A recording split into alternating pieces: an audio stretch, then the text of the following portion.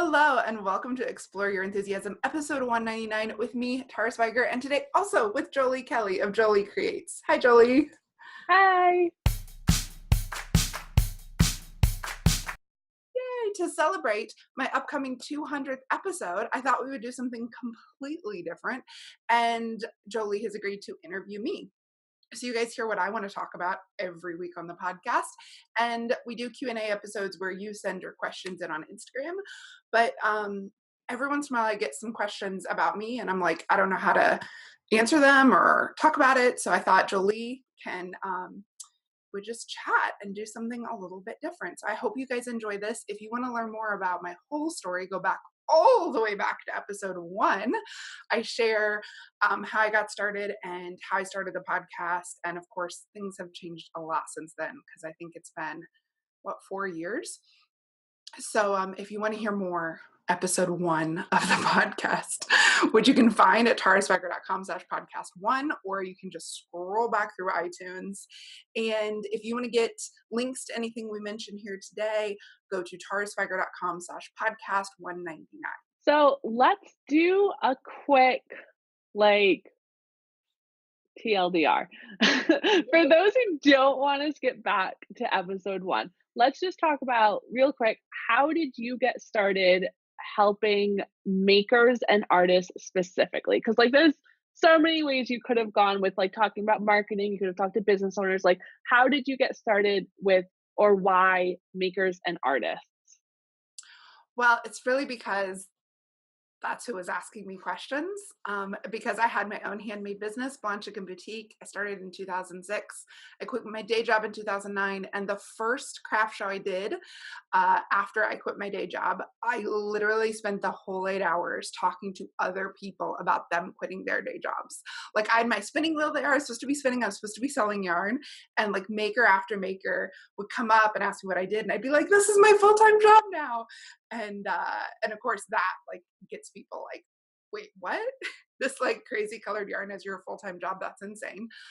So I got questions then, and then I went home, and because I did a announcement post on Twitter and my blog, people were like, wait, what?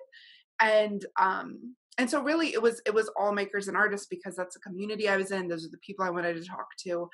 And as soon as I started helping them, I realized I loved helping them. I care deeply that people who are passionate in creating something get to create more of it. And if they want to create an income stream, that they do it profitably, and that they value their own work, and that they realize they don't have to be gross or sell their soul in order to make money, because a lot of that keeps a lot of people from just doing the work to make money. So that's why makers and artists. Yeah, I agree with that so much. We went to go see a live band performer for the first time in years, and I forgot how much I love seeing people doing what they love. It's just something else, regardless of whether it's making or whether it's playing an instrument, but just seeing people doing what they love is amazing. It is. It's so Um, inspiring, and it gives you energy to do what you yeah, love.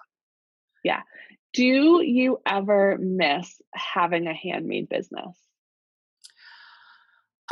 So I did it until 2013 was the last skein of yarn I sold through my business. Actually, then in 2016, spun some for a local fiber festival, and then sold it on Instagram right after, a flash sale.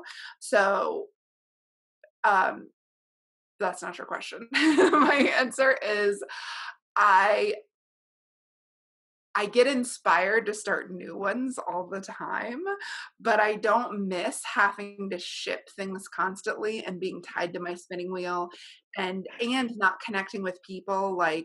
Um, I don't. So no, I don't miss it, but I glorify it, and think, oh my goodness, it'd be so amazing to have one again. And then I remember reality, and it just wasn't a good fit for what I want to do in the world, is really what it comes down to. It's what I loved about it was having the physical product. It's so much easier to talk about a physical product. So much Yep. easier to market a physical product. So much easier to explain the value of a physical product. And I have, like, every December or January, I'm like, should I start another one? Because I think it'd be really fun to start one from scratch. You and I have talked about this, Yeah, right? Like, start an Instagram or to start a business from scratch, like, all over, and kind of share my progress as I went. Like, that seems awesome.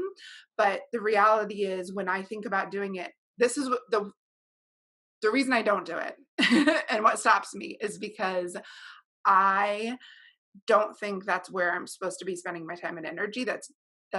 Not how I think I'm supposed to help the most people. I So love that. that's what it always comes down to. It's like, well, but then I'm limited to the amount of people who I can make yarn for, and that just doesn't feel like what I'm supposed to do.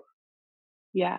Yeah, so I was wondering, like, do you miss the process of, like, having a product to sell? Because it's a fun it's what you teach, and so Mhm. there is, like, some passion around that area of, like, helping people sell, like, the actual product, and it is so different from selling a digital thing that there's kind of, like, a rush of, like, making a bunch of things and then watching them, like, all sell out of your store, and, like, that can be kind of fun. It makes me laugh when you say, like, you always think about starting something new, because 'cause I've been reading a book called Side Hustle, and, like, every idea, I'm like, "Oh, like, maybe I should get my real estate license, I should flip houses." Like, but I really like thinking about, like, is that really what I'm called to spend my energy doing? Like, is it might be fun for me, but is that, like, the best use of my limited time and energy? I like that a lot. Yeah.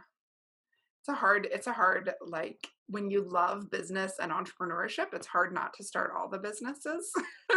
So it comes down to, like, who am I gonna help with this and how am I gonna help them? And that's how I make all my decisions about classes or places I speak or travel I do, is like, is it going to be able to help the most amount of people if I spend my time doing that? Because everything you spend your time doing is you're saying no to something else. So everything you say yes to is a no to something else. So I really try to remember that whenever I get big ideas. It's okay. So what am I willing to say no to in order Yeah. to do? So I want to ask you something that I ask people who I interview on my channel, which is something I'm fascinated by is the idea of how who we are as kids becomes who we are as adults.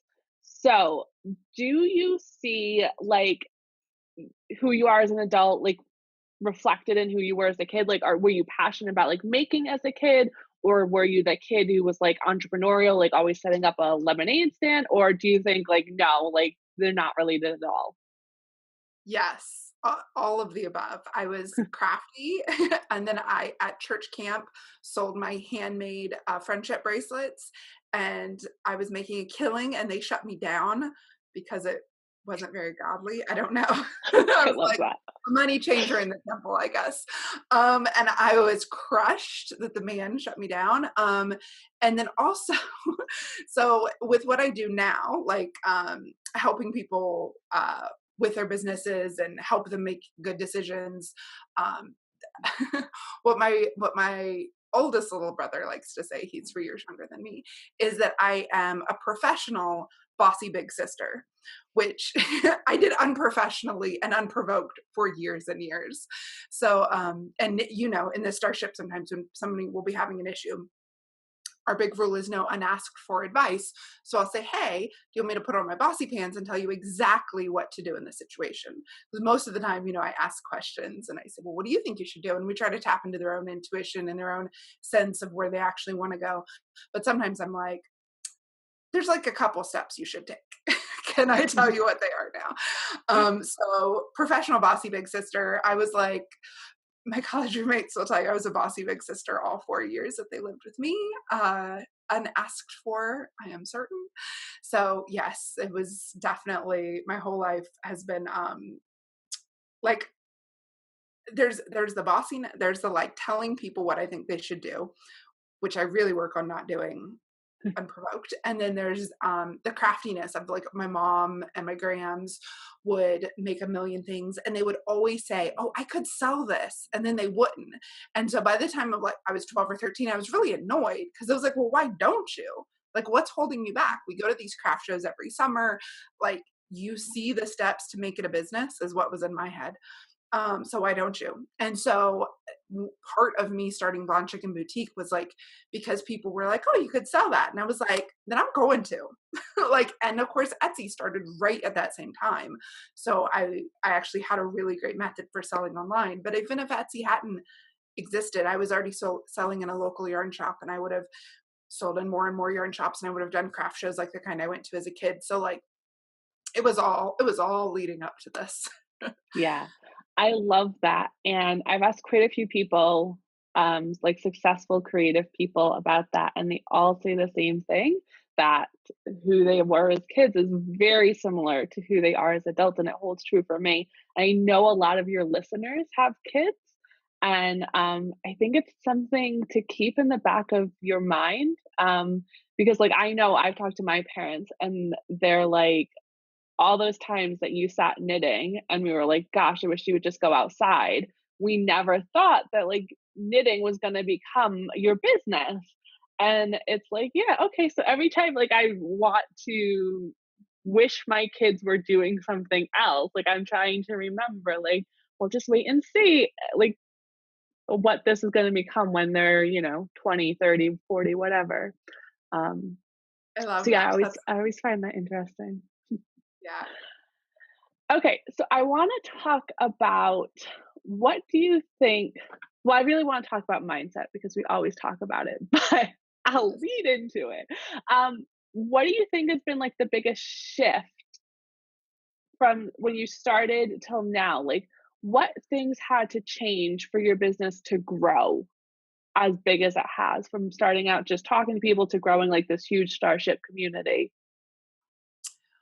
Um, a couple big things, and they're things I talk about all the time. So there are podcast episodes, I think, probably on every one of these topics. The first one is permission and belief in myself, which sounds cheesy, but like permission to do it even if I don't know everything. So Mhm. like in the beginning, I had so much imposter syndrome, so much like, so I mean, I didn't sell anything. I did free call in this teleconferencing line, and I'll like I answer. was on one. Um, when your book was published or something, and it was like a proper like phone in, like Yes. just listen on your phone. Yeah. Yes. That was when my book came out in 2012. My first that I did long before the book, or my classes way back in 2009. Yeah, like it was old school technology. And I did it for free, and then people found it so helpful, but I also felt like their questions weren't they need to ask better questions. Needed to have more data from their business before they could make the decision. So that's why I created my Mhm. first class. But the thing that really had to shift was for me to believe that I could charge even though I didn't know everything about business. Like, obviously now, like I know I could never know anything about business and or everything about business, and that's totally fine. And it doesn't bother me in the slightest because I realize it's such a big topic. But back then, and also, I was like 10 years younger. So I thought I had to know everything in order to be able to sell anything. And really, that's where you're familiar with the format of my questions or my classes. I ask lots of questions, lots of worksheets. It's all about digging into your own thing. And my kind of classes are set up to guide you through asking yourself the right questions so you can have the right answers for what direction you should go and what specific tools you should use or how you should price your work or any of that. And there that format, because I didn't believe I knew enough. So I'm like, well, let's ask you. And also, you know way better than I do. You are in your own business. Like you would have to give me so much information for me to be able to make the decision for you. So let's dig into what you already know. So that was the big mindset shift, is to believe that it was okay that I didn't know everything. And honestly, I get over that by looking at other people who were selling online classes and doing online business help. And a lot of times they were like stupid.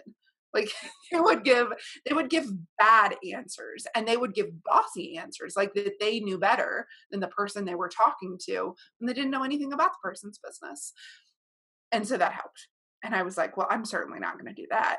So that was a big thing. The second big thing was my relationship with money, and my even deeper than that is like feelings of safety in the world and feeling unsafe, which there's just a lot of childhood stuff.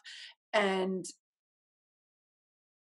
like becoming like realizing I needed to actually look at my relationship with money and not just keep ignoring it. And I needed to, that was a big, like, let's just ignore all the bills. Let's just not pay attention to what I owe in taxes. Let's just like avoid everything that's scary. And I had to get over that. We call it avoidance mouse in my house. Um, that like I would just be avoidance mouse about things. And that made my anxiety worse. And that made my finances worse. And that made my business worse. And so that was a big thing, is like stopping being avoidance mouse, realizing that dealing with things is much better and much easier than your fear has like built it up that it's going to be. Like calling the IRS, which I've had to do a couple times. They're like all very nice. Like it's very easy. Like it's not bad at all. But in my head it was like this massively scary thing. There's been a million examples of that. So that I think like how I kind of like summarize that as like realizing I had to work on my relationship with money and stop avoiding the things I was afraid of. Mhm. So those are just the two that pop into my mind that happened in the first 4 or 5 years of my business, is the giving myself permission to not know everything, going ahead despite imposter syndrome, and my relationship with money. Yeah. I think those are probably pretty common as well in some way, shape, or form. Like, we might not have all the same issues around money, but I think a lot of people have money stories that, in one way or another, affect their business, um, Yeah. and And how they run it. and if you all want to dive more into your relationship with money, I did 2 episodes back to back about money relationship. I'll link them up in the show notes because I can't remember when they were, but those ended up being, I got a lot of comments from people that were like, oh my gosh, me too. I thought this was going to like ruin my life. Good to know I'm not alone. Mhm. Mhm. For sure. And you were the one who made me look at money, which is strange because, like, I am a numbers person, and, like, you wouldn't think that I would be afraid to, like, look at my money situation, but I just avoided it like crazy. Didn't wanna know. I either had money or I didn't, and then, it was taking your pay yourself class, which, think it's still open, right? And so it's still open and you can get it before that price goes up in April. But I was taking that class that will like made me sit down and look at all my numbers and made me think about like, oh, like I should be aware of how much money comes in every month because maybe if I'm setting an income goal, I should actually know my income. um, yeah. So how that works. And like the more comfortable you got with it, your income increased. Oh, for sure. My income went up, I think it was like 4 times, like quadrupled, 400%, yeah, like quadrupled my income from that December that I had sat down and did it to like the next year. Like, it was actually just looking at things like, "Oh, like I spend this amount of time, like maybe I should charge more to actually like make up for my time." And like, oh, here's all my expenses, probably should know my expenses. But yeah, it really gave me the confidence to just boost up my prices, and my prices have gone up. I'm ashamed to say how much. Like, I'm ashamed of how little I was charging when I started um selling courses and things. And so the like I've put it up quite a significant amount, but I was just undercharging so much. Yes. And let's talk about that because that comes up all the time. You raised your prices and you did not, your business didn't die. You actually quadrupled your income you, because why? Why did your business not die when you raised your prices? Well, I didn't sell any less, for Exactly. starters. Also raising my prices, I think gave me permission or to put more value into what I was offering and not necessarily more time, but to look at, I used to, so I sell courses. I started out just emailing people. Like they would buy through PayPal and I would email them like a zip file and like, here's your course. And then like I would literally like email in just Gmail, like 6 people or however many people signed up every week to like, here's your new material for the next week. It was a terrible system. But like raising my prices was like, oh, let's look into a course platform. So I'm not emailing people. Let's look into a newsletter provider. So I raised my price and then I would add more value and then I could raise my price some more. And people didn't go away. They were like, this class is so valuable. Let me tell more people about it. So it doesn't die because you raise your price. Like, and I have honestly, like, okay, so I have gone from charging, I think it was $97 to $497. Like when I say price increase, it's a huge price increase. And this is probably my own limiting belief because it's crazy to me. I still sell the same number. Like every time I open it, I've always had a number like, this is my sellout number. This is how many students I like to get in. And I used to close the doors back when I was emailing people because I couldn't take more than that. But I always sell the same number, pretty much give or take one or two. It doesn't, the price is not the obstacle for people. No, and like you're probably getting people who take the class more seriously, who finish the Hmm. class because they've spent that money, so they've invested their money, so then they're willing to invest their time to get the most out of it. I've noticed that when this with the Starship. So the Starship opened 6 years, 7 years ago, and it was like $5 a month. And then when I started offering it, like you could buy it for the whole year, it was like $100. And then the last time that I sold it, you could buy it for the whole year, which I don't really do anymore. It was $1,200. And people get so much more out of it now. Now I've added tons of things. There's like a class, there's the library of 20 classes. There's all different ways you can communicate with people. There's weekly chats, 2 weekly chats with me, which I didn't have in the beginning, but like people actually show up because they spent the money. Hmm. And like Hmm. that's huge for a teacher or a anybody who's trying to help anybody learn or do anything like a service provider, like website designers or graphic designers. Their clients will show up better if they've invested the money. Whereas if it's too cheap, you're like, forget about it. But the same thing Yeah. is true for a physical product seller. Like I've had so many Starship captains take pay yourself, then tell us they raise their prices, and they're like, holy crap, I sell more now. Because there was a cognitive dissonance. You said your product was amazing in all these ways, but you were charging too little for it.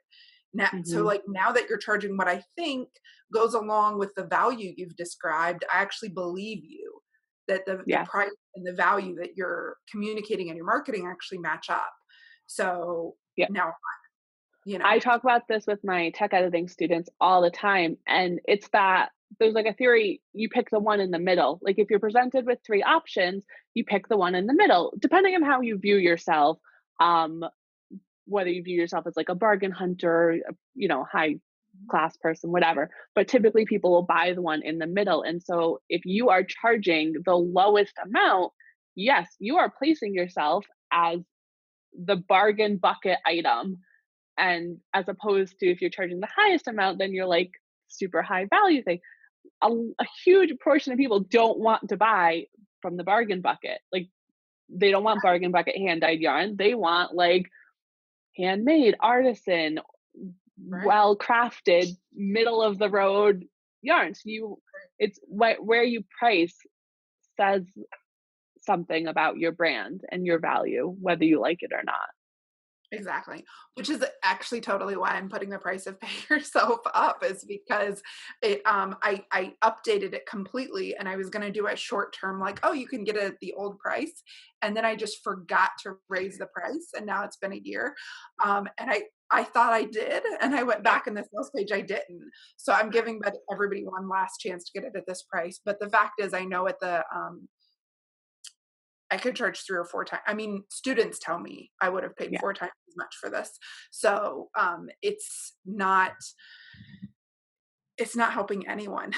by having it at too low of a price. And especially now that classes are like $500 to $800. Like I started selling Pay Yourself, or I created it 5 years ago. And so back then, $99 was a lot to pay for an online course Right. because we didn't have the technology and the way of delivering the information in a way that was like really super easy to go through and helpful and guided you every step. So it just, Yeah. that's the other thing you have to pay attention to is as your business and the technology and your skills change, your prices should change. Yeah. And I think that's, I know you have a lot of like knitwear designers that follow you and stuff. Why don't we change our prices like as time goes on? Like inflation rises, like the cost of everything else rises, but somehow like we get in this mindset of like our prices have to stay the same and we can't ever put them up.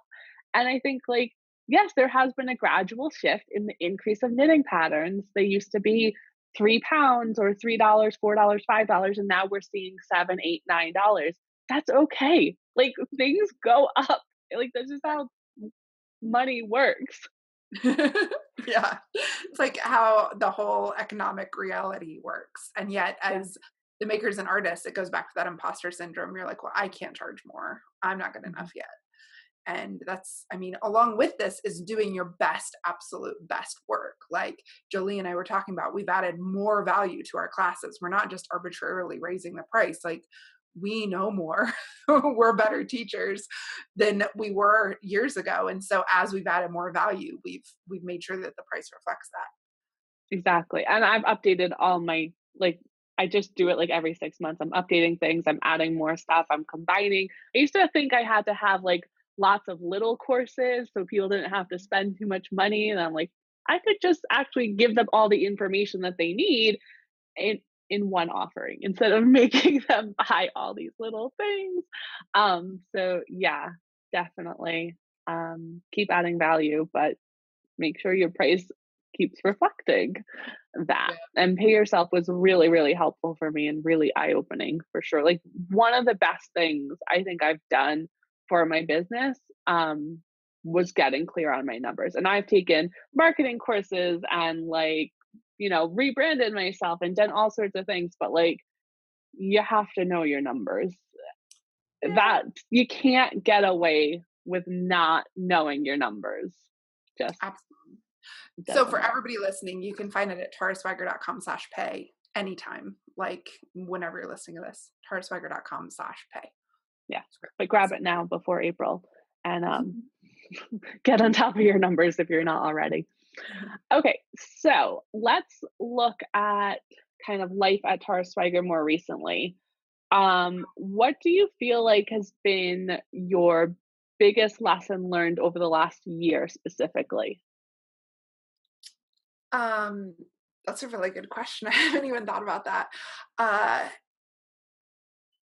okay, so last April, I started selling, or yeah, I started sharing doTERRA essential oils with people and building that as another income stream because, well, because of a bunch of reasons. You guys can go back and listen to why I started a second business if you want to hear all those reasons. But that relates to your question because what I learned in the last year is I had a bunch of stuff holding me back, and it all centered around, are people going to think I'm horrible, or are they going to judge me, or are they going to dislike me? And even though I've been working for all of these years, like I told you way back to get started helping people with their business, I had to get over my imposter syndrome and what people thought. And if people thought I was lazy, I mean, selling online courses is like, especially back in 2010, was a kind of skeezy business. Like there were a lot of like, buy this ebook for $199, and there's like nothing of value in it. I don't know. Do you remember that, Jolie? Yeah, and I mean, even now, some people still feel like they're skeezy. Some people think that whatever, teaching Yeah. stuff is skeezy. Yeah.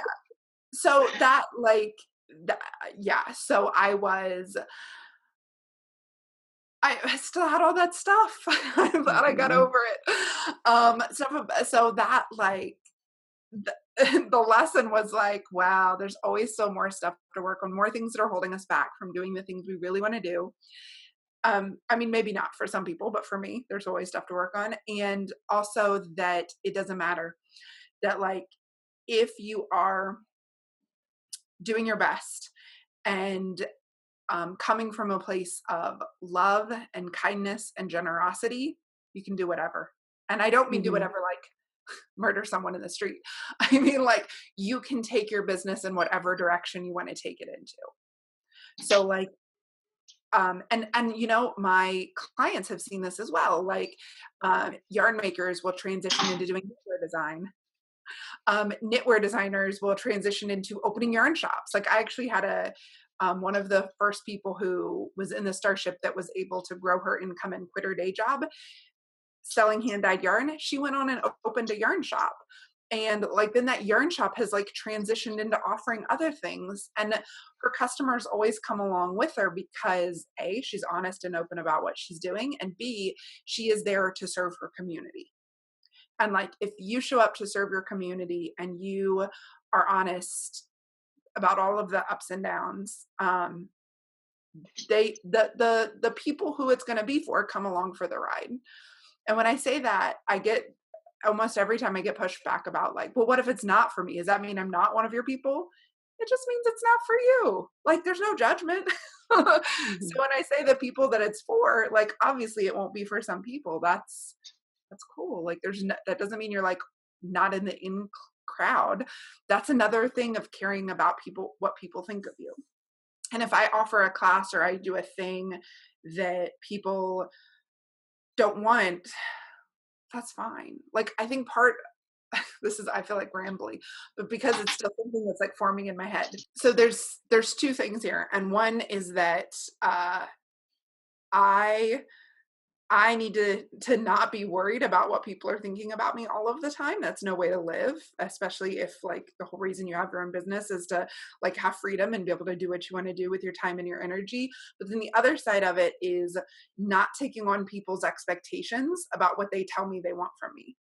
So in the last year, I've done a lot of like, um, it's okay for you to go away. And I don't mean you guys. I mean like specific people who will say like, "Well, I wish you wouldn't have done X or Y," or "Well, I wish you would instead do this." And I'm like, "No, I don't want to do that." They're like, but you're my teacher. I want you to do that. I would like to take that class from you," is what I hear a lot. And I'm like, "But I don't want to do that class." So Mhm.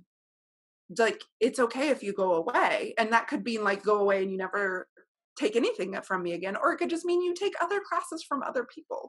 And I feel like that maybe it's because I've been around for so long now that there are people who are like, oh, I take all the classes Tara offers, I do all the things with Tara, and when they want something from me and I'm not willing to give it to them, there can be whatever reaction that they have and it doesn't have anything to do with me. And Yeah. that's huge for me as a people pleaser, is like, Mhm. this actually has nothing to do with me. And it's okay for you to Mhm. feel that way. I Mhm. like Leonie Dawson always says, like you just let other people have their reactions, and you're allowed to have your reactions, but you don't have to splash your emotions on other people. And I really love that. So then when I do get splashed with other people's emotions, I can be like, that's okay, hun. Like that's your feelings to have. And that's just been huge. And I think it's part of anybody's online business growth though, is that people are going to come to you and want things from you you don't want to do, and that's okay. Yeah. So one of the reoccurring themes like that keeps coming up in my life and like I keep reminding myself about is that things which are complete opposites can both be true at the same time. So like I can absolutely care about my audience immensely. I care about their success. I care about what they want, what they need, but I also don't care what they think of me, of my choices, of my life. Like, I absolutely care about you. And yes, I'm sad if one of them feels like I'm no longer the right person. But at the same time, like, I don't care. Like, they're both true. And it seems things which are opposites, things which seem impossible, they can both be true at the same time. And we just kind of exist like in between those two planes. Right. And I think I've had an episode where I talk about like, because somebody asked me, they're like, well, how do you balance with like wanting to delight your customers with also not caring what people think of you? And it's the micro macro thing, right? Yeah. Like individually, one on one, and especially once you buy something, it's my job to give you exactly what you bought.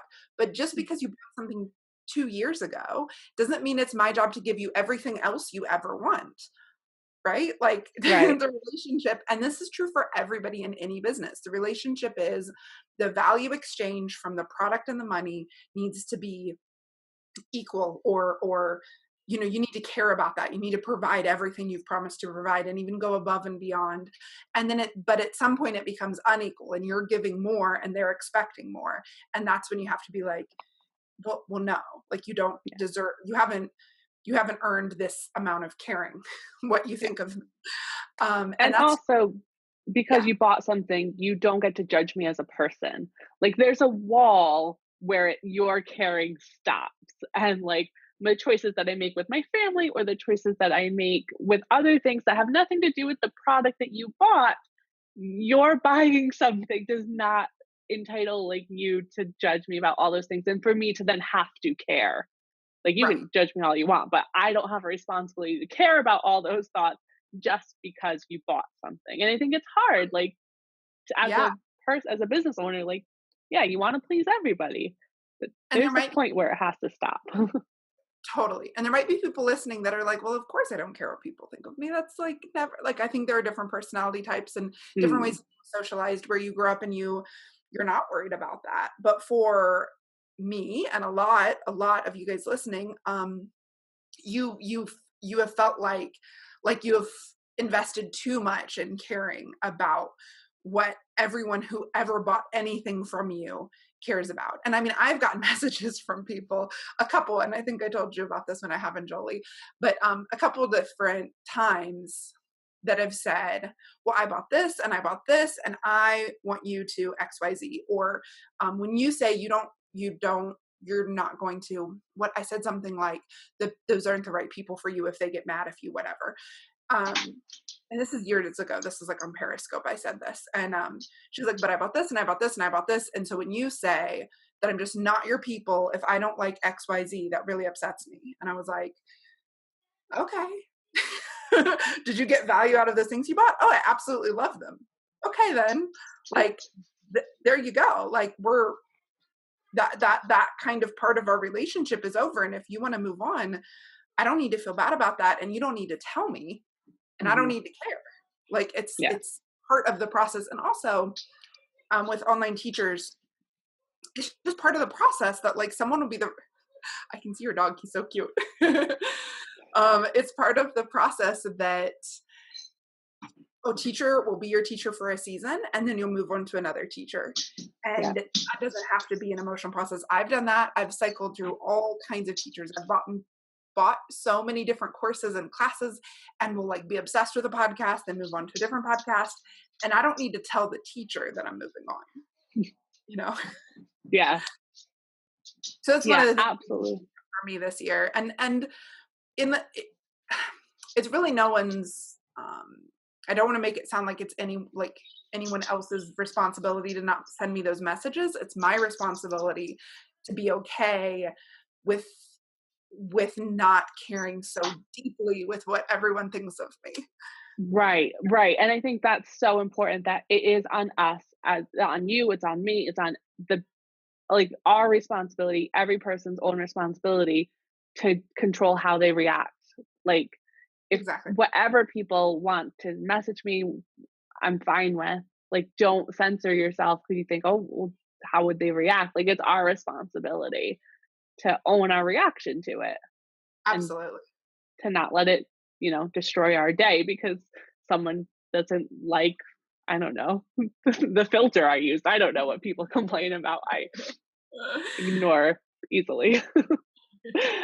All right, so let's talk. I know we have to wrap up here. We're reaching our time limit. So, what are you really, really excited about going forward? Oh, I'm like, wait, what am I excited about? I mean, I am really excited and happy doing exactly what I'm doing. So I don't know that there's something in the future that I'm terribly, I mean, like I have trips planned that I'm excited about. Like I hope to come to the UK in May. I haven't bought my tickets yet. So I'm like anyhow, It will work uh, out. my planned weekend was the weekend of the royal wedding, so they really, it threw me for a loop. But it will definitely all work out. And I mean, I'm super excited about like specific trips and specific things that I plan on doing and like specific milestones that I'm going to hit and milestones that people that I'm working with in their business are going to hit. Um, that are just like every time somebody in the starship quits their day job, which just happened again, there were 2 people last summer, another person this spring, like that's the best. That's the best thing that happens. And the same thing in my doTERRA business this winter. One of the builders I'm working with was able to quit her day job. And when that happens, it's just like, but that you never really know when it's happening. I'm never Mhm. encouraging people to quit their day job. They're coming to me and are like, I'm earning enough, I can quit. And I'm like, oh my God. So that's like the best. But really, it's being more enjoying what's happening even when I'm in the process and I'm not hitting a goal. That might be one of the things I'm working on most is like before I hit the goal, feeling the way I want to feel before, like when I hit it, like actually living in that because then the goal doesn't matter as much. Um, that's what I'm kind of working on right now. Yeah, I love it. Okay, last question. I'm going to give you the chance to put on your bossy pants. If you could just like one blanket piece of advice, like habits some people should take up, or habits, or like things people should work on in their business. Like, what's one piece that if you could wave a magic wand and like everyone had to listen to you, what would you tell them to do? I have so many things I want to tell I know, everyone. I know. Raise your prices. Just raise your Mhm, prices. Just like everybody raise their prices. By like, I don't know, 10 to 20%. I think that's a safe bet. That way, if you're selling something that's $20, you're just raising it $2 to $4. But if you're selling something that's 200, you're raising it 20 to 40. Okay. So raise your prices. Take care of yourself. Like, do not there is no goal, there is no milestone that you will hit that will be worth you feeling miserable the whole time you're working towards it. mhm. Literally nothing. And I think Jolie, you'll agree with me. You've hit a lot of big milestones in your business, and that multiplying your income by 4 times didn't make up for if you hadn't been sleeping and if Mhm. you like were miserable and felt horrible. So Yeah. no, nothing makes up for that. And that includes when I say take care of yourself, not everybody like will work until 3 a.m. Right? I've never been a person who would like push myself too hard at work, but I would feel constant guilt and shame and judginess and beat myself up with my you're not doing enough stick. And there is no goal. Like if that's how you're motivating yourself, um, you won't feel good once you get there, is the point. It's just Mhm. like if you become anorexic in order to lose weight and you don't eat anything, the losing the weight will never be the thing that makes you fulfilled and happy. The same thing with your income. The same thing with your business growth. The same thing with being featured in a magazine or whatever it is your goal is. There's no magical pot of gold at the end of the rainbow where you'll feel wonderful if you felt horrible the whole way up to it and if you beat yourself up the whole way to it. Yep. 100%. I love that. Okay. Well, thank you so much for letting me interview you, Tara. Thank you so much for asking good questions. This was so much fun, and I love it because it made me think of things in a new way. I want to tell everybody that this was Jolie Kelly of Jolie Creates. She is, I don't think I said this at the beginning, she's my longtime friend, student, collaborator. We created a thing in Manchester. We might do that again soon. And she's also the video editor and my YouTube expert. So if you like how my YouTube page works and the videos show up there on time, it's all Jolie. You can hire her to do that for you. And if you want to help me celebrate my 200th episode, if you're watching on YouTube, like the video, leave a comment, subscribe to my YouTube channel. If you're listening on your phone, rate and review it on iTunes. It helps other people find the show and it lets me know that you're out there and you're enjoying it. So if you would go do that to help me celebrate, I would super appreciate it. Thank you so much for listening and have a very enthusiastic day.